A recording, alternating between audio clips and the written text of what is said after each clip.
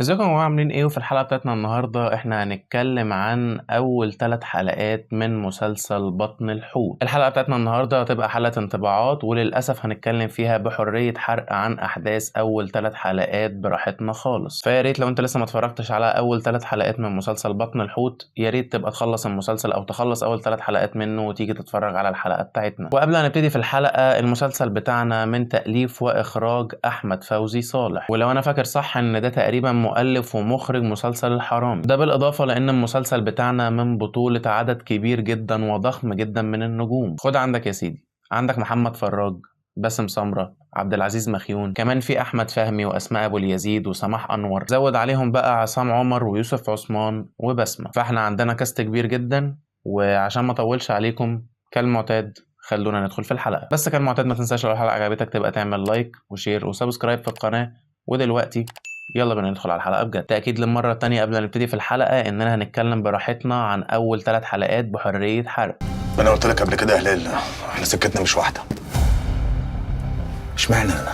مين اللي هيصدق ان صاحب الدقن دي هيسلك مخدرات؟ قصة مسلسل بطن الحوت بتركز على أخين، واحد منهم اسمه هلال، واللي واضح جدا من أحداث المسلسل في أول 3 حلقات إن هو شغال في تجارة المخدرات وهو الكبير، هو المسيطر. والأخ التاني هو ضيا، واللي سكته مختلفة تماما عن سكة هلال. وبسبب اختلاف الآراء اللي ما بين هلال وضيا على شغل هلال، ده بيكون جزء من الأسباب اللي هتخلي صراع ينشأ ما بينهم. أولا كده يا جماعة، دي القصة اللي كانت موجودة ما بين الحاجات اللي أنا شفتها في أول 3 حلقات والحاجات اللي موجودة في التريلر. ونصيحة، محدش يتفرج على التريلر خالص، لان انا حاسس انه حارق حاجات كتير زياده عن اللزوم، حاجات اكتر من اللي موجوده في اول 3 حلقات كمان. وبرده قبل ما نبتدي نتكلم عن الايجابيات والسلبيات في اول 3 حلقات، فقصه المسلسل مستوحاه من احداث حقيقيه. خلونا نبتدي بالحاجات اللي عجبتني، واكيد من اولها الاداءات. احنا عندنا هنا كاست كبير جدا جدا جدا، ما عنديش كلام كتير اقوله على كل واحد فيهم، بس خلونا نديكم انطباعي كده الشخصي عن اداء كل واحد فيهم في اول 3 حلقات بشكل سريع. محمد فراج مازال هايل، ولكن مش حاسس ان هو بيقدم اي حاجه جديده. لسه كويس جدا وشاطر جدا وبيقدم الشخصيه بشكل كويس جدا، ولكن مفيش تجديد. حاسس ان انا شفت اداؤه ده في كذا حاجه تانية قبل كده. باسم سمرة رائع، ما عنديش عليه اي تعليق سلبي. عصام عمر كويس جدا برضو، واخد شخصيه مختلفه عليه جدا، او عن الشخصيه اللي احنا تعرفنا عليه بيها، وهي شخصيته في مسلسل بالطو. واللي ليه مراجعه هنا على القناه على فكره ممكن تبقوا تخشوا تشوفوها من الاي اللي بتطلع فوق هنا. احمد فهمي موجود هنا في المسلسل، وما زال يحاول ان هو ياخد ادوار مختلفه عن الادوار الكوميديه اللي كان متعود عليها. ومبدئيا رايي عنه ايجابي برضو، برغم ان انا حاسس ان هو مركز برضو على نفس الرياكشن الواحد اللي هو كان بيعمله قبل كده، مع ظهور الى حد ما محاولات في تغيير ده، ولكن لسه التغيير ده مش واضح قوي. طبعا عبد العزيز مخيون وسماح انور الاثنين تحفه، واسماء ابو اليزيد برضو كانت كويسه جدا. الباقيين بقى يا اما لسه ما ظهروش، يا اما لسه ما خدناش معاهم الوقت الكافي عشان نحكم عليهم اساسا. برضو من الحاجات اللي عجبتني وهي التقديم بالشخصيات، وان كل واحد فيهم مركز في حته معينه في حياته. هلال مركز على موضوع تجاره المخدرات، وضيا مركز على صناعه ابوهم اللي هي ليها علاقه بالفخار. وعجبني جدا التركيز على الماضي بتاع كل واحد فيهم، بالرغم ان ده ما كانش بيحصل باكتر طريقه سلسه، ولكن برضو عجبني جدا ملامح الصراع اللي باينه من اول حلقه خالص ما بين الاخين. وده اللي بيودينا لان المسلسل فيه قدر محترم جدا من تصاعد الاحداث، لان من اول حلقه وانت بتبتدي تاخد حاجات صغيره كده بتبتدي تبني لك ان احنا داخلين على صراع قوي. واعتقد ان تصاعد الاحداث ماشي بقدر محترم جدا في اول 3 حلقات. واكاد اجزم بصراحه ان اول 3 حلقات مع الاعلان اللي انا شفته للمسلسل بيحرق لي حاجات كتير قوي في احداث المسلسل اللي قدام، ودي هنتكلم فيها بعدين، او مش هنتكلم فيها خالص. انا مش عايز احرق عليكم بصراحه. كده احنا خلصنا الايجابيات،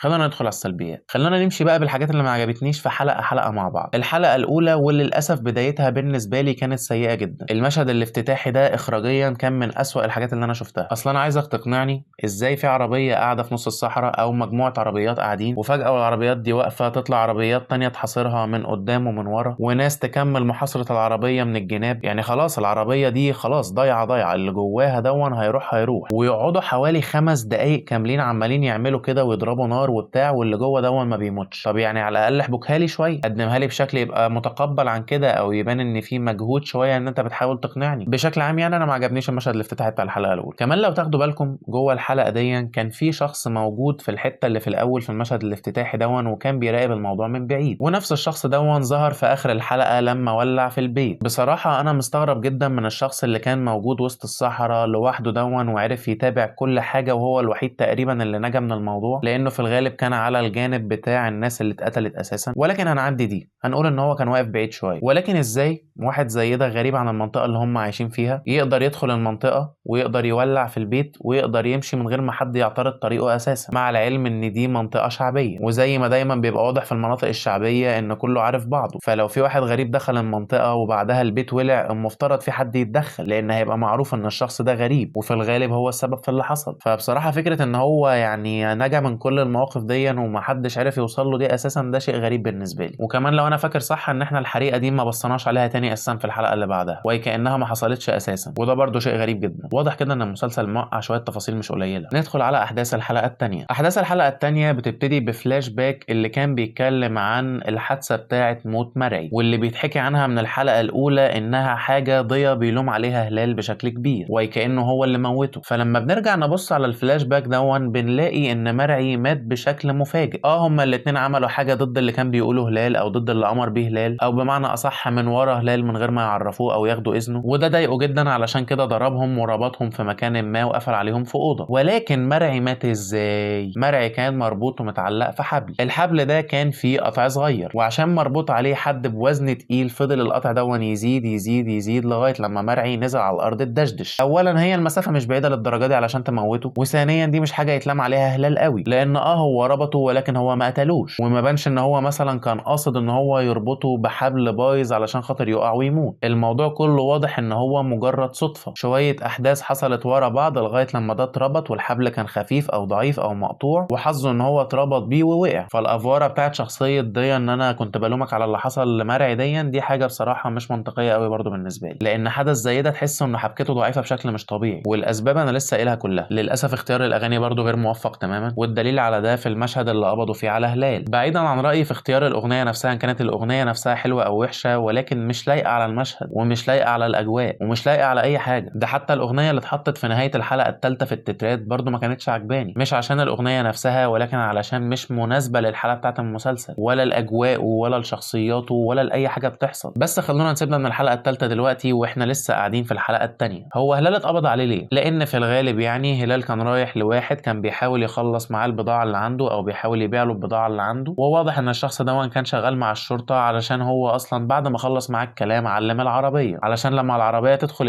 الكمين يعرف ان هي دي العربيه المقصوده. ولكن قبل الكمين هلال رمى الكيس اللي معاه، فما فيش اي سبب ان هو يتقبض عليه وياخد 15 يوم في السجن. ومش المفروض يكون عندي علم بالقانون عشان خاطر اعرف استمتع بحاجه زي دي، لان انا كمشاهد عادي عارف ان انت لو اتفتشت وتلاقى معاك حاجه هيتقبض عليك، اكتر من كده هيعدوك عادي. وعلى فكره ده نفس المنطق اللي موجود في كل الاعمال العربيه اللي انا اتفرجت عليها، فلو انت عايز تقدم لي حاجه مختلفه او تفصيله معينه في القانون تخليه يعرف يتقبض عليه قدمها لي، حتى وهو معهوش الكلام ده لمجرد ان هو اتبلغ عنه او علشان عربيته متعلمه يعني. ولكن انت ما قدمتليش حركه زي دي ولا خليته يتقفش بالحاجه اللي معاه، فانا بالنسبه لي الموضوع مش مفهوم. في الحلقه الثالثه بقى بصراحه حسيت ان الموضوع بدا يبقى اسخن شويه، وبدات ابقى مهتم اكتر شويه باللي بيحصل قدامي وبدات استمتع بيه اكتر كمان. بس الحلقه الثالثه ذات نفسها ما عنديش عليها تعليقات بشكل عام، يمكن تكون هي الافضل ما بين الثلاثه من وجهه نظري على الاقل. ويمكن اقول ان انا حاسس ان مشكلتي الكبرى مع المسلسل بعيدا عن الحاجات اللي فيها حبكه ضعيفه، اني مش حاسس ان العناصر بتاعه المسلسل للاسف بتخدم على بعض. يعني مثلا مش حاسس ان المزيكا او اختيارات الاغاني بتخدم على القصه اللي بتتعرض، وفي مثلا محاولات من التصوير مش دايما بتبقى كادراتها موفقه. حاجات كتير من دي تحسها مش راكبه على بعض او ما بتساعدش بعض. بشكل عام انا مش متضايق قوي من المسلسل، ولكن للاسف البدايه بتاعته فيها مشاكل كتير. هل هكمله؟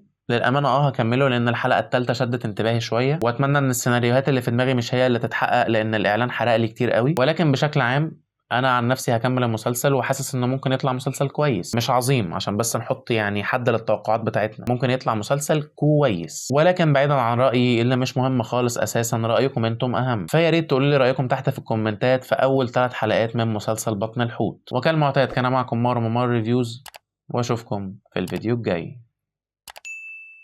سلام.